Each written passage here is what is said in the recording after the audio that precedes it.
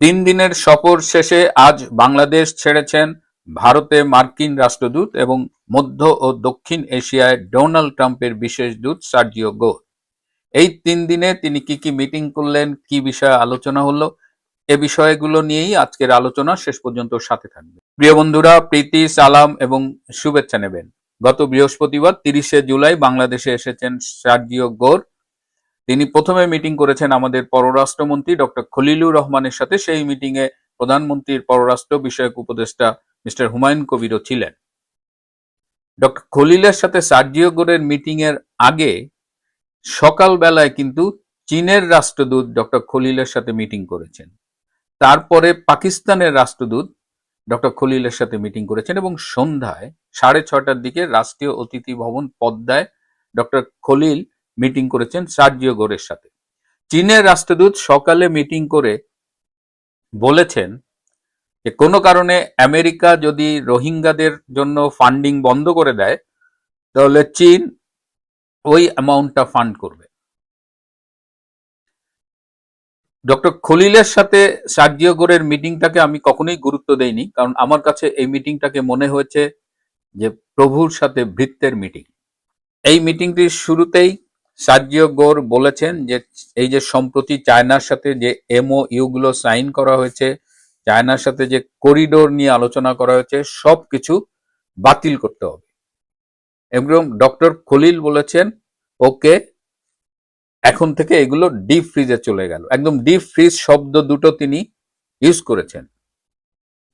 Interestingly এই meeting এর পরে একটা ডিনার এবং একটা কালচারাল প্রোগ্রাম হওয়ার কথা ছিল। ডিনারটা প্রথমে প্ল্যান ছিল যে পদ্মাতেই হবে।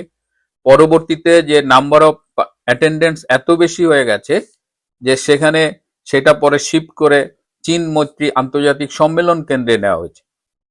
কিন্তু শেষ মুহূর্তে এই ডিনার এবং কালচারাল মিটিংটা বন্ধ করা হয়। আমি দুদিন আগে ফেসবুকে বলেছিলাম যে সার্জিও গোরের যে স্কেডিউল সেটা ব্যাপক ওলটপালট হচ্ছে, ডিনার স্থগিত হয়ে গেছে। তখন দেখলাম দু একজন মন্তব্য করেছিলেন যে আমি গুজব ছড়াচ্ছি। যারা এই মন্তব্যগুলো করেন তারা কি আসলেই বাস্তব কোনো খবর খোঁজ নিয়ে মন্তব্যগুলো করেন, নাকি আমি যা বলবো তার বিরোধিতা করতে হবে? কেন এই ডিনার ক্যান্সেল হয়েছে? এই ডিনারে 282 জন আমন্ত্রিত অতিথি ছিলেন এবং তার মধ্যে ডক্টর ইউনূসের প্রত্যেকটা উপদেষ্টা ছিলেন যারা বাংলাদেশে আছে, ইনক্লুডিং ডক্টর ইউনূস। তো এটি ক্ষুব্ধ করেছে সার্জিও গোরকে। সার্জিও গোর জানতে চেয়েছেন যে বর্তমান সরকার কি ডক্টর ইউনূস সরকারের এক্সটেনশন কিনা, ডক্টর ইউনূসের প্রত্যেকটা উপদেষ্টা কেন এখানে আসবে, including doctor Yunus. Doctor Yunus 5 মিনিটের জন্য হলেও সার্জিও গোরের সাথে মিটিং করবার জন্য এমন কোনো চেষ্টা নাই যে সে করে নাই। এর জন্য সে সর্বোচ্চ চেষ্টা করেও ব্যর্থ হয়েছে এবং শেষমেশ সে ধারণা করেছিল যে অন্তত ডিনারে তো সার্জিও গোরের সাথে দেখা হবে এবং সার্জিও গোরের সাথে একটা ছবি ইউনূস সেন্টারের জন্য, ইউনূস গং এর জন্য খুব দরকার ছিল। কিন্তু সার্জিও গোর সচেতন ভাবে ডক্টর ইউনূসকে এড়িয়ে গেছে। ডক্টর ইউনূস আমেরিকার পাপেট যারা বলেন, তিনি বর্তমান প্রশাসনের পাপেট নয়। তিনি ডেমোক্রেটদের কারো কারো খাতিরের লোক হতে পারে, কিন্তু বর্তমান ট্রাম্প প্রশাসনে তার অবস্থা খুব বেশি ভালো না। তো ডক্টর খলিল পরবর্তীতে আপনারা দেখেছেন যে সংবাদ সম্মেলনে তাকে যে প্রশ্নই করা হয়েছে যে এই আলোচনা হয়েছে না, এই আলোচনা হয়েছে না, ওই আলোচনা হয়েছে না, কিন্তু তিনি যে যতক্ষণ মিটিং করেছেন প্রচন্ড ধমকের ভেতরে ছিলেন এবং তিনি জি হুজুর করছি। এবং সেখানে হুমায়ুন কবির বলেছেন যে সেখানে আওয়ামী লীগ নিয়ে আলোচনা হয়নি, আওয়ামী লীগ নাকি অপ্রাসঙ্গিক। ওই মিটিং এ কি আওয়ামী লীগ নিয়ে আসলে আলোচনা হবার কথা? ডক্টর খলিল কিংবা হুমায়ুন কবির এরা কারা?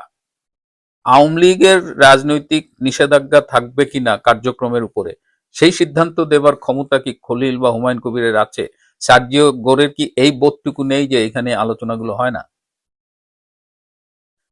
আওয়ামী লীগের সাবের হোসেন চৌধুরীর সাথে সার্জিও গোরের মিটিং হয়েছে রেডিসন ব্লুতে, গতকাল মিটিং হয়েছে এবং মিটিং এর পর সাবের হোসেন চৌধুরী রাতটা ওই হোটেলেই কাটিয়েছেন। আওয়ামী লীগের সাথে যেন সার্জিও গোর মিটিং না করতে পারেন এর জন্য সরকারের পক্ষ থেকে একটা আপ্রাণ চেষ্টা ছিল, কিন্তু সেই চেষ্টা ব্যর্থ হয়েছে।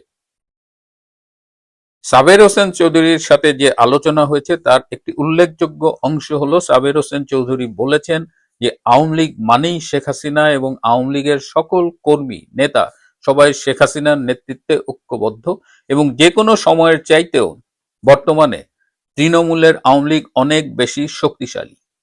এই পরিস্থিতিতে শেখ হাসিনাকে বাদ দিয়ে বিকল্প কোনো আওয়ামী লীগ বা রিফাইন্ড আওয়ামী লীগ চিন্তা করাটা একটা অবাস্তব চিন্তা এবং সেটা কখনোই ফলপ্রসূ হবে না। সাবের হোসেন চৌধুরী এটাও বলেন যে আমি ব্যক্তিগতভাবে শেখ হাসিনার সাথে এক টেবিলে ভাত খেয়েছি, তার সাথে কাজ করেছি এবং আমি জানি যে তিনি মানুষ হিসেবে কত মহান এবং নেতা হিসেবে কত ভালো। এবং বর্তমানে শেখ হাসিনার নেতৃত্বে আওয়ামী লীগ ঐক্যবদ্ধ। এই আওয়ামী লীগের কার্যক্রমের যে উপর যে নিষেধাজ্ঞা সেটি যদি প্রত্যাহার না করা হয়, আওয়ামী লীগকে যদি রাজনীতি করতে না দেওয়া হয়, তাহলে বাংলাদেশে যে অস্থিতিশীলতার সৃষ্টি হবে এবং তার পরিণতিতে বাংলাদেশ আগামীতে হয়তো আফগানিস্তান বা সিরিয়ার মতো একটি অস্থিতিশীল দেশে পরিণত হবে। এবং বর্তমানে শেখ হাসিনাকে বাদ দিয়ে আওয়ামী লীগকে বাদ দিয়ে যদি রাজনীতির চেষ্টা করা হয়, তাহলে এই দেশ আগামী 30 থেকে 50 বছরে আর স্থিতিশীল হবে না। সার্জিও গোরের সাথে ভারতের রাষ্ট্রদূত দীনেশ ত্রিবেদীর মিটিং হয়েছে। সকালে সার্জিও গোর গতকাল আমেরিকান এম্বাসিতে তিনি সাংবাদিকদের সাথে মিটিং করেছেন। যিনি বর্তমান আইনমন্ত্রী মিস্টার আসাদের সাথে মিটিং করেছেন। তারপরে তার কক্সবাজারে রোহিঙ্গাদের সাথে মিটিং করবার কথা ছিল, কিন্তু তিনি দূতাবাসের মিটিংগুলো সেরেই দীনেশ ত্রিবেদীর সাথে প্রায় 1.25 ঘন্টার একটি মিটিং করেছেন এবং সেই মিটিংয়ে অত্যন্ত গুরুত্বপূর্ণ আলোচনা হয়েছে। আপনারা জানেন যে আমেরিকা এবং ভারতের মধ্যে যে বাণিজ্য চুক্তিটি সব ফাইনাল হওয়ার পরেও ভারত সাইন করেনি, এর অন্যতম কারণ হলো বাংলাদেশ ইস্যুতে আমেরিকা এবং ভারতের এখনো সব বিষয়ে মতানৈক্য প্রতিষ্ঠিত হয়নি। সো গতকালকের মিটিংয়ে মূলত ইন্দো প্যাসিফিক রিজিয়নের সিকিউরিটি নিয়ে আলোচনা হয়েছে এবং সার্জিও গোর মেনেছেন যে তারা মিয়ানমারকে নিয়ে যেভাবে ভাবছেন করিডোর করবেন, ফ্লোটিং ব্রিজ করবেন, এই জায়গা থেকে তারা সরে আসতে চান। তারা ভারতের সাথে মিলেমিশে এই মিয়ানমার ইস্যুতে ডিল করতে চান। এছাড়া বাংলাদেশ ইস্যুতেও দীনেশ ত্রিবেদীর সাথে সার্জিও গোরের আলোচনা হয়েছে এবং যেটি আমরা প্রায়ই বলি যে ভারতের চোখে বাংলাদেশকে দেখতে চায় আমেরিকা, অনেকটা সেই লক্ষ্যেই আলোচনা হয়েছে। এই মিটিং এর পরে গতকালই দীনেশ ত্রিবেদী দিল্লির উদ্দেশ্যে ঢাকা ত্যাগ করেছেন। একটা ইন্টারেস্টিং মিটিং এর কথা আপনাদের বলি। সার্জিও গোর গতকাল সকালে আমেরিকান এম্বাসিতে মিটিং করেছেন। তো সেখানে যারা মিটিং করেছেন দাঁড়িয়ে কথা বলেছেন এবং তাদের বলা ছিল যে সার্জিও গোরের সাথে হ্যান্ডশেক করা যাবে না, ন্যাচারালি হেলথ পারপাজে হয়তো এই সতর্কতা। তো সেখানে সার্জিও গোর আলাপ প্রসঙ্গে সার্জিও গোরকে অনেক প্রশংসা করা হয়েছে, বলা হয়েছে। সার্জিও গোরের ব্যাকগ্রাউন্ড আপনারা জানেন, তার বয়স অ্যারাউন্ড 39। তিনি জর্জ ওয়াশিংটন ইউনিভার্সিটিতে পড়েছেন পলিটিক্যাল সায়েন্স এবং ইন্টারন্যাশনাল অ্যাফেয়ার্সে এবং তিনি একজন সফল ব্যবসায়ী, ট্রাম্পের অত্যন্ত ঘনিষ্ঠ। তো তাকে বলা হয়েছে যে ট্রাম্প একটা খুব ভালো ডিসিশন নিয়েছে যে সার্জিও গোরের মতো একজন কোয়ালিফাইড পার্সনকে এশিয়া এবং সাউথ এশিয়া এবং সেন্ট্রাল এশিয়ার দায়িত্ব দিয়েছে, ইন্ডিয়ার রাষ্ট্রদূত হিসেবে পাঠিয়েছে।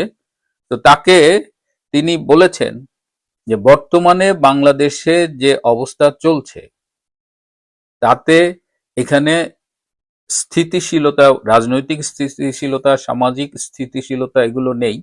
ফলশ্রুতিতে এই অঞ্চলে বিনিয়োগ করাটা অনেকটাই ঝুঁকিপূর্ণ। এমনকি যারা অলরেডি বিনিয়োগ করেছেন তারাও কিন্তু তাদের বিনিয়োগ নিয়ে শঙ্কিত। বর্তমান বাংলাদেশে যে 2 বছর আগের 5 অগস্ট রেজিম চেঞ্জ হয়েছিল সেই প্রসঙ্গটিতেও আসে এবং সেখানে সার্জিও গোর নিজে বলেছেন যে আমেরিকা এই রেজিম চেঞ্জে জড়িত ছিল না, এটা যদি বলা হয় তাহলে সেটা সম্পূর্ণ সত্য নয়। এমনকি মাইক বেন্স, ট্যাকার কার্লসন তারাও কিন্তু তাদের পডকাস্টে বলেছেন যে ডিপ স্টেটের ইনভলভমেন্ট ছিল, তারা প্রচুর বাজেট স্পেন্ড করেছে, বিশেষ করে 2018 থেকেই তারা শেখ হাসিনাকে ক্ষমতাচ্যুত করবার জন্য নানানভাবে চেষ্টা করেছে।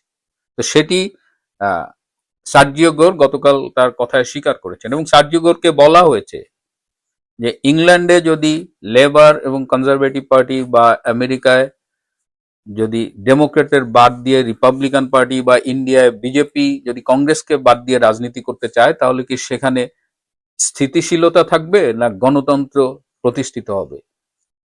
সার্জিও গোর স্বীকার করেছেন যে সেক্ষেত্রে অবশ্যই গণতন্ত্র চাপের মুখে পড়বে। তখন তাকে বলা হয় যে বাংলাদেশে যে দুটো রাজনৈতিক দল আছে, আওয়ামী লীগ এবং অ্যান্টি আওয়ামী লীগ, তখন সার্জিও গোর বলেন, আবার একটু বলুন তো রাজনৈতিক দলগুলোর নাম। তখন বলা হয় যে বাংলাদেশের রাজনীতি আসলে দুই ভাগে বিভক্ত, একটা অংশ আওয়ামী লীগ আর একটা সবাই মিলে অ্যান্টি আওয়ামী লীগ। তো আওয়ামী লীগকে বাদ দিয়ে যদি বাংলাদেশে রাজনৈতিক স্থিতিশীলতার কথা ভাবা হয়, তাহলে সেটাকে আসলেই সম্ভব কিনা। এবং সেখানেও সার্জিও গোর এগ্রি করেন যে সেক্ষেত্রেও বাংলাদেশের ডেমোক্রেসি চাপের মধ্যে পড়বে, এবং এই পরিস্থিতিতে এখানে কে বিনিয়োগ করতে আসবে। এবং সার্জিও গোর মেনে নেন যে বাংলাদেশে আসলে একটা ইনক্লুসিভ পলিটিক্যাল এনভায়রনমেন্ট থাকা উচিত। এবং এই যার কথা বললাম তার সাথে কথা বলে সার্জিও গোর এতটাই প্লিজ রয়েছে যে তিনি হ্যান্ডশেক করবার জন্য হাত বাড়িয়ে দিয়েছিলেন। তখন এই লোকটি বলেছেন যে আমাদের তো হ্যান্ডশেক করতে মানা করেছে। তো তিনি তখন নিজেই হাত বাড়িয়ে হ্যান্ডশেক করে পিঠ চাপড়ে দিয়ে তার সাথে সেখানে যে দূতাবাসের অন্য কর্মকর্তা ছিলেন, একজন বাঙালি তরুণী, তাকে বলেছেন যে ওর ডিটেলস রেখে দাও, ওর সাথে আমাদের মাঝে মধ্যে যোগাযোগ করতে হবে। এই হলো সার্জিও গোরের মিটিং। সর্বশেষ তিনি প্রধানমন্ত্রী তারেক রহমানের সাথে মিটিং করেছে, 45 মিনিটের মতো মিটিং। সেখানে 20 মিনিট মোটামুটি একতরফা ভাবে সার্জিও গোর কথা বলেছেন, এবং সেই মিটিং থেকে 3টি ফোন কল করা হয়েছে। সার্জিও গোর করেছেন, একটা ফোন কল করেছেন ট্রাম্পকে, আরেকটা করেছেন পররাষ্ট্রমন্ত্রী মার্কো রুবিওকে, আরেকজন করেছেন ব্যবসায়ী, আমেরিকান ব্যবসায়ী, যিনি বাংলাদেশ আমেরিকার চেম্বারের সম্ভবত প্রেসিডেন্ট। সেখানে Tarek Rahman yes sir, yes sir, yes sir করেছেন। সুতরাং এই টোটাল সার্জিও গোর, এবং পরবর্তীতে তিনি যে রোহিঙ্গাদের সাথে দেখা করতে গেছেন দীনেশ ত্রিবেদীর মিটিং এর পরে, তার যাওয়ার কথা ছিল মিলিটারি এয়ারক্রাফটে, কিন্তু শেষ মুহূর্তে তিনি মিলিটারি এয়ারক্রাফটে যাননি। তিনি স্বাচ্ছন্দ্য বোধ করেননি, এবং ইউএস বাংলার একটা প্লেন তারা চার্টার করে তারা কক্সবাজারে গিয়েছেন, এবং কক্সবাজারে সেই পেকুয়া উপজেলায় গিয়েছেন যেখানে বর্তমানে প্রয়াত মোস্তফা মাঝির একটা হোটেল ছিল, এবং আমি আপনাদের অনেকবার এই পেকুয়া বাজারের কথা বলেছি। তো সব মিলিয়ে সরকারের প্রতি কিন্তু সার্জিও গোরের খুব স্পেসিফিক মেসেজ ছিল, লাইক আইনের শাসনের ঘাটতি। আইনমন্ত্রীকে তো আইসিটি নিয়ে কথা বলা হয়েছে, বাংলাদেশের এই বিচারহীনতা, মব জাস্টিস, সব কিছু কিন্তু আইন মন্ত্রীর সাথে আলোচনা হয়েছে। চীনের বিনিয়োগ, এই দেশে চীনের তৎপরতা, সবকিছু নিয়ে তাদের ক্ষোভ জানিয়ে গেছে, এবং খলিল কথা দিয়েছেন যে চীনের সাথে তারা এই সব এমওইউ বাতিল করবেন। এই সফরের মধ্য দিয়ে তারেক রহমানের সরকার কিন্তু ব্যাপকভাবে চাপে পড়লো, এবং আওয়ামী লীগ ও আমেরিকার সম্পর্ক যে উন্নত হচ্ছে, যেটা আমি দিল্লিতে গিয়েও শুনে এসেছিলাম, সেটি এই সফরেও কিন্তু আরো স্টাবলিশড হলো। অত্যন্ত অন্তরঙ্গ পরিবেশে তিনি সাবের হোসেন চৌধুরীর সাথে মিটিং করেছেন, সংবাদকর্মীদের সাথে মিটিং করেছেন। তিনি নিজে শুনেছেন কিভাবে কোনো দলের সাথে সম্পৃক্ত না হওয়া সত্ত্বেও সাংবাদিকরা ক্ষতিগ্রস্ত হয়েছেন, তাদের বাবাকে জেলে নেওয়া হয়েছে, তাদের ব্যবসা প্রতিষ্ঠান ভেঙে দেওয়া হয়েছে।